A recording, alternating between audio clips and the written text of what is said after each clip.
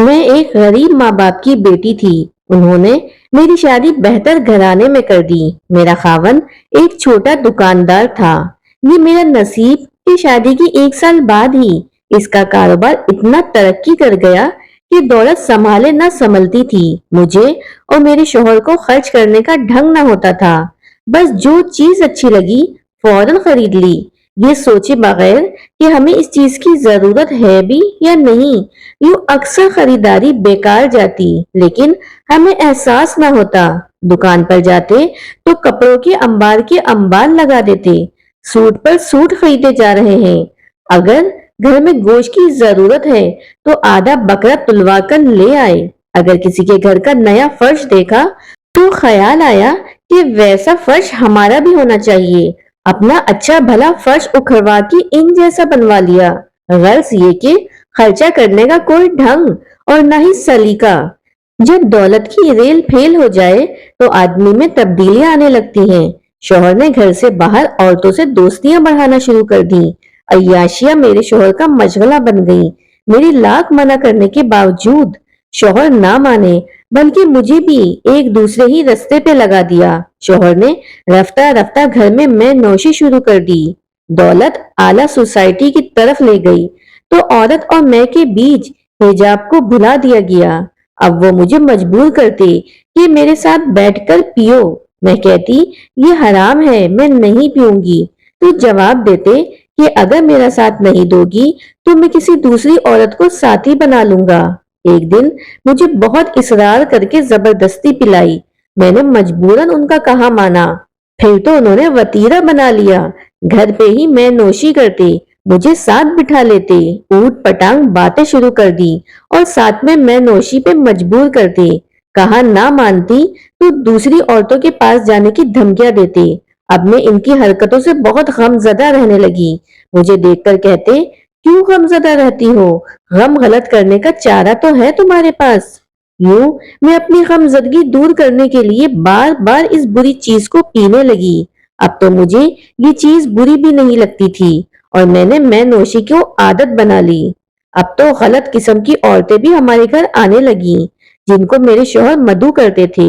وہ کافی تیز ترار تھیں، مجھے اپنی لچھے دار باتوں میں الجھاتی تھیں، میری تعریفیں کرتی اور میرے ساتھ دوستیاں بناتی۔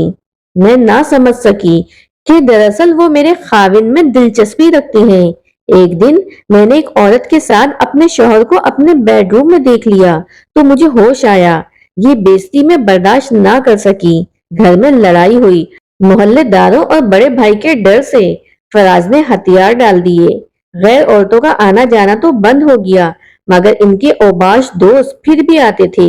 ایک روز ان کے ایک دوست نے مجھ سے ہمدردی جتلاتے ہوئے رازداری سے بتایا کہ فراز کو ہرگز مت بتانا، میں آپ کے بھلے کو یہ راز بتا رہا ہوں تاکہ آپ اندھیرے میں نہ رہو۔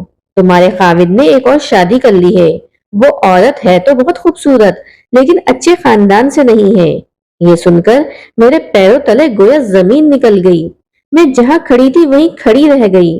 جب اس نے میری یہ حالت دیکھی تو تسلی دی کہ حوصلہ رکھو اور حقیقت کو برداشت کرنا سیکھو۔ میں نے کہا کہ مجھے یقین نہیں آ رہا، تم جھوٹ تو نہیں بول رہے؟ بھلا میں کیوں جھوٹ بولوں گا؟ اگر تم دیکھنا چاہتی ہو تو میں تمہیں اس کے گھر کا ایڈریس دے دیتا ہوں۔ میں نے بھی تجسس کے مارے کہہ دیا کہ ہاں دے دو۔ اس نے ایک پتہ لکھ کر دے دیا کہ وہاں اکیلی مت جانا، اپنے جیٹ کو ساتھ لے جانا۔ میں اگلے دن جیٹ کے گھر گئی اور ان کو تمام احوال بتایا۔ وہ میرے ساتھ چلنے پر تیار ہو گئے اور مجھے مذکورہ بنگلے میں لے گئے۔ فراز تو وہاں نہ تھے، مگر وہ عورت وہاں موجود تھی، بنی سنوری، نئی نویلی دلہنوں جیسے، اور نوکر چاکر بھی تھے۔ جیٹ وہاں 2-4 منٹ رکے، فراز کا پوچھا اور مجھے لے کر گھر واپس آ گئے۔ انہوں نے مجھے تسلی دی اور جب فراز آئے تو ان کو کافی برا بھلا کہا۔ انہی دنوں ریاض میرا ہمدرد بن گیا اور روز گھر آنے لگا۔ پہلے تو میں واقعی سے اپنا ہمدرد سمجھتی رہی، لیکن پھر نوٹ کیا کہ وہ تبھی آتا ہے جب گھر میں فراز موجود نہیں ہوتے۔ دراصل وہ میرے ٹوٹے ہوئے زخمی دل پر اپنے پیار بھرے 2 بول سے مرہم رکھنے کا کام کر رہا تھا، لیکن مجھے اس کی نیت کا شروع میں اندازہ نہ ہو سکا اور میں اس کی غم گساری کے جال میں ایسی پھنستی چلی گئی جیسے کوئی بے بس چونٹی مکڑی کے جال میں پھنستی ہے تو پھر نکل نہیں سکتی۔ میں تو اسے اپنا ہمدرد محسن اور غم گسار سمجھتی تھی۔ معلوم نہ تھا کہ اس دل میں میرے لیے پاکیزہ جذبات نہیں ہیں۔ اب وہ تنہا نہیں آتا تھا، اس کے ساتھ اس کی ایک دوست لڑکی بھی آنے لگی تھی جس کا نام رخسانہ تھا۔ رخسانہ بھی مجھ سے غم گساری کرتی۔ اس کا کہنا تھا کہ وہ میری سوتن کے پڑوس میں رہتی ہے، اس طرح وہ میرے شوہر کی دوسری بیوی کے پاس آنے جانے، اس کی سیر و تفریح، حتیٰ کہ شاپنگ تک کی خبر رکھتی تھی۔ وہ ساری باتیں مجھے آ کر بتاتی اور میں تجسس سے سنتی، اس کی خاطر مدارات کرتی اور چاہتی تھی کہ وہ ہر روز آئے اور زیادہ سے زیادہ وقت میرے ساتھ گزارے۔ رخسانہ کے بہانے ریاض بھی اس کے ساتھ آتا۔ رخسانہ نے سوتن کی خبریں دے دے کر میری کمزوری سے فائدہ اٹھایا اور میرے گھر میں گھس آئی۔ اس طرح ریاض اور رخسانہ کو میرے گھر میں ایک محفوظ عیاش گاہ میسر آ گئی۔ مجھے ان دونوں کی ایک ساتھ وقت گزارنے پہ اعتراض نہ تھا، میں تو ان کی خاطر مدارات کرتے نہ تھکتی تھی۔ ایک دن ریاض اکیلا آیا، وہ بہت اداس تھا اور رو رہا تھا۔ مجھ سے اپنے ہمدرد کا اس طرح رونا دیکھا نہ گیا۔ پوچھا کہ کیا ہوا ہے؟ اس نے بتایا کہ والدین کو اس کی اور رخسانہ کے تعلقات کا علم ہو گیا ہے۔ انہوں نے رخسانہ کے گھر جا کے اس کی بے عزتی کی ہے، جس پر اس کے والدین نے اپنی لڑکی پہ پابندی لگا دی ہے، بلکہ وہ اس کی کسی اور جگہ شادی کر رہے ہیں۔ تم تو اس درد سے بخوبی واقف ہو نرگس کہ یہ جدائی اور فراق کا درد کیسا جان لیوا ہوتا ہے۔ کل تمہاری جان پر بنی تھی تو میں نے تمہیں سہارا دیا تھا، آج میری جان پہ بنی ہے، بولو کیا تم مجھے سہارا دو گی؟ میں نے اس کی بات کا مطلب سمجھے بغیر کہہ دیا کہ ہاں، اگر آپ نے آڑے وقت میں مجھے سہارا دیا اور سنبھالا تھا تو میں بھی آپ کو سہارا دوں گی۔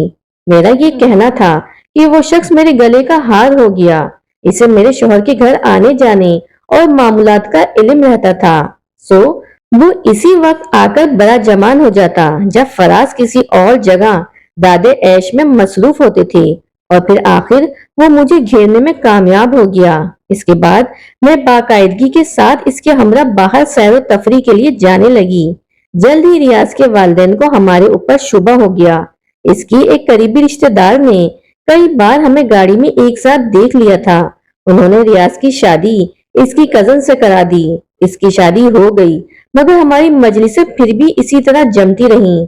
اس کی بیوی بڑی معصوم، نوخیز اور خوبصورت تھی، مگر ریاض کو تو چوری کی عادت پڑ گئی تھی، اور جس کو حرام شے میں راحت ملے پھر اسے حلال چیز اچھی نہیں لگتی۔ اب میں بھی خود بند سور کے رہتی، شوہر کے غم اور اس کی بے اتنائی کو پس پش ڈال دیا تھا اور اپنی محرومی کا علاج ریاض کی قربت میں تلاش کر لیا تھا۔ ریاض کے والدین اور اس کی بیوی نے اسے میرے گھر سے روکنے کی بہت کوشش کی۔ اس کے گھر میں لڑائی جھگڑے ہوئے، ماں بیٹے کی تلخ کلامی بھی ہوئی۔ آخر اس کے بوڑھے ماں باپ نے ہتھیار ڈال دیے۔ بیوی نے بھی اس محرومی سے سمجھوتا کر لیا، مگر میں نہ کر سکی۔ اب اگر ریاض نہ آتا تو مجھے لگتا کہ میں بغیر بات باندھ کی کشتی ہوں۔ اب اگر میرے شوہر کبھی مجھ سے چاہت کی بات کرتا تو مجھے اس سے نفرت محسوس ہوتی اور میں اس سے دوری میں ہی سکون محسوس کرتی۔ دراصل میں شوہر کی عیاشیوں کے باعث اس سے نفرت کرنے لگی تھی اور اس کا انتقام فراز سے نہیں بلکہ خود سے لے رہی تھی۔ میری سوتن جب تک صاحب اولاد نہ ہوئی تھی مجھے خوف نہیں تھا، لیکن اب خوف رہنے لگا تھا کہ اگر وہ صاحب اولاد ہو گئی تو میرے شوہر کی جائیداد میں وہ بھی شریک ہو جائے گی۔ میں نے خود کو اس وجہ سے بھی ریاض کے قدموں میں ڈال دیا کہ وہ کسی طرح میرے شوہر کو اس کی دوسری بیوی سے بدزن کر کے اس کو طلاق دلا دے، اور اس نے ایسا کرنے کا کئی بار وعدہ کیا مگر یہ وعدہ وفا نہ کر سکا۔ میں نے کئی بار اس کے بارے میں بڑی غلیظ باتیں مشہور کرائیں مگر ناکام ہوئی۔ آخر میں اپنے شوہر کی نظروں میں گر گئی۔ اس کا تو میں بال بھی پیکا نہ کر سکی، جو کچھ گوایا اپنا ہی گوا دیا۔ اب مجھے ریاض پر بھی رہ رہ کے غصہ آ رہا تھا کہ اس نے مجھے کیسا بیوقوف بنایا اور اپنا الو سیدھا کرتا رہا۔ میرا شوہر پوری طرح دوسری بیوی کا ہو گیا۔ فراز سے میں نے مسلسل بے رخی جو اختیار کر لی تھی تو تمام تر نقصان میرا ہو گیا۔ یہ سب ریاض کی وجہ سے ہوا تھا، لہٰذا جی چاہتا اس سے انتقام لوں۔ انتقام تو کیا لے سکتی تھی، پر میں نے اسے بھی گمراہی کے اندھیروں میں گرا کر اس کے سارے خاندان سے گویا انتقام لیا۔ میری ناقص عقل نے یہی مشورہ مجھے دیا کہ اس نے میری زندگی کو بربادی سے ہمکنار کیا ہے، تو میں بھی اس کی زندگی میں اندھیرے بھر کے رہوں گی تاکہ یہ بھی سکھ کا سانس نہ لے سکے۔ ریاض بری طرح میری جھوٹی الفت میں پھنس چکا تھا۔ ہم دونوں نے 4 بار معصوم نقوش کو دنیا میں آنے سے قبل فنا کیا، تبھی قدرت نے بھی ہمیں آخر بہت بڑی سزا کے لیے منتخب کر لیا، کیونکہ ہم جان بوجھ کر اپنی جانوں پر ظلم ڈھا رہے تھے اور دوسروں کی جانوں کو بھی ہلاکت میں ڈالے ہوئے تھے۔ کہتے ہیں نا کہ گناہ کا گھڑا جب بھر جاتا ہے تبھی ڈوبتا ہے۔ ایک دن فراز رات کو گھر نہ آئے، دوسرے دن بھی پتہ نہ چلا، چوتھے دن ایک لاش مانسیرا سے چند میل دور ملی۔ اخباروں میں نامعلوم لاش کی خبر چھپی، اوروں کی طرح ہم بھی پہنچے تو پتہ چلا کہ میرے شوہر فراز کی لاش تھی، جسے گولی مار کر ہلاک کیا گیا تھا، مگر جائے واردات پر خون نہیں گرا تھا، جس کا مطلب یہ تھا کہ قتل کسی دوسری جگہ ہوا تھا اور لاش دوسری جگہ لا کر پھینکی گئی تھی۔ تفتیش شروع ہوئی، پولیس نے مقتول کی زندگی کے معاملات، اس کی 2 شادیاں، میری اور رخسانہ کی ہسٹری، ریاض سے میری تعلقات، ہر چیز کے بارے میں گواہ اور شواہد اکٹھے کیے، گواہیاں لی، گویا کوئی چیز پوشیدہ نہیں رہی تھی۔ پولیس اس نتیجے پہ پہنچی کہ فراز کو میں نے جائیداد ہتھیانے کے لیے ریاض کے ذریعے مروایا ہے۔ حقیقت یہ تھی کہ ریاض اس رات میرے ساتھ تھا۔ اس کے والدین نے اعتراف کیا کہ وہ اس رات گھر میں نہیں تھا، تو گویا گواہی یہ تھی کہ وہ اپنی رقیب یعنی میرے شوہر کو قتل کرانے کے سلسلے میں کہیں گیا ہوا تھا۔ اگر میں اس بھیانک رات اس کی اپنے گھر میں موجودگی بتاتی تو اپنے خلاف کیس کو اور مضبوط بناتی، لہٰذا میں نے اس معاملات میں بالکل چپ سادھ لی۔ ریاض کو پولیس لے گئی، 7 دن کا ریمانڈ لیا، اسے تھانے میں اتنا مارا گیا کہ وہ کھڑا ہونے کے قابل نہ رہا۔ میرے ساتھ بھی بہت کچھ ہوا۔ رخسانہ بچ گئی کیونکہ وہ عرصے سے ہماری زندگیوں سے نکل گئی تھی۔ میں عدالت میں قتل اور سازش قتل سے انکاری رہی، کوئی عینی شاہد نہ ملا، لہٰذا سزا سے تو بچ گئی، مگر ضمیر کی عدالت سے عمر بھر سزا ملتی رہی اور اپنے بچوں کی نظروں میں بھی ذلیل ہوتی۔ بے شک ریاض نے فراز کو قتل نہیں کیا، لیکن میری زندگی کے سب گناہوں میں وہ میرا ساتھی تو بنا رہا۔ اب اس نے مجھ سے قطع تعلق کر لیا ہے اور اس کی بہت بڑی قیمت رسوائی کی صورت میں ہمیں ادا کرنی پڑی۔ اس نے اپنی بیوی کے قدم چھو کر اور ماں باپ کے پیروں میں گر کر معافی لے لی اور معمول کی زندگی گزارنا شروع کر دی، مگر میں سوچتی ہوں کہ میرا اصل جرم کیا تھا، میری خاوند کا جرم کتنا تھا، یا ریاض اور رخسانہ کتنے مجرم ہیں، اور ہم میں سے بڑا مجرم کون تھا۔ میں یہ سوچتی ہوں کہ جرم خواہ کتنا ہی چھپ کر 7 پردوں میں کیا جائے، ایک نہ ایک دن سامنے آ کے رہتا ہے اور سزا اصل جرم کے مقابلے میں کہیں زیادہ ملتی ہے۔